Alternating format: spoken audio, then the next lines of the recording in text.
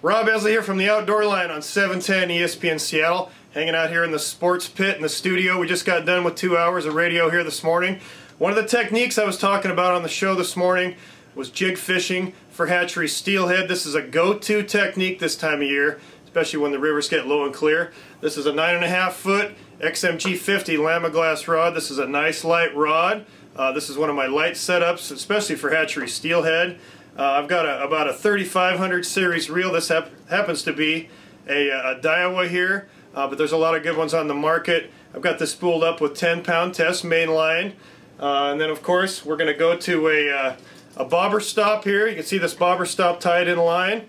I got a bead above my float. Then I've got a sliding 3/4 ounce dink float here. And you want a 3/4 ounce because we're going to run about a 1/2 ounce of lead here. This is an egg sinker with a bead between the float and a swivel. So I've got a bead here to protect my knot. Then I've got a swivel tied into my main line.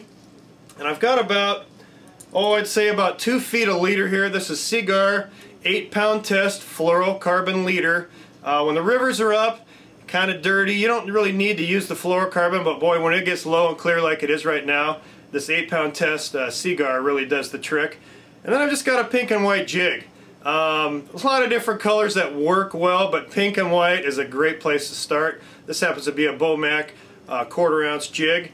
And the main thing here is that you got that 1/4 ounce jig, this 1/2 ounce of lead right in here. You got to have just enough float so that this thing is floating about like so when it's going down the river, okay? Too much lead and it'll be underwater. Not enough lead and this float's going to ride like so on the water surface. You want that thing to be riding right about there. So there you go. There's a great way to put some fish on the beach here this winter on our western Washington rivers. I'm Rob Esley from the Outdoor Line. Don't forget to tune in next Saturday from 6 to 8 o'clock a.m. on 710 ESPN Seattle.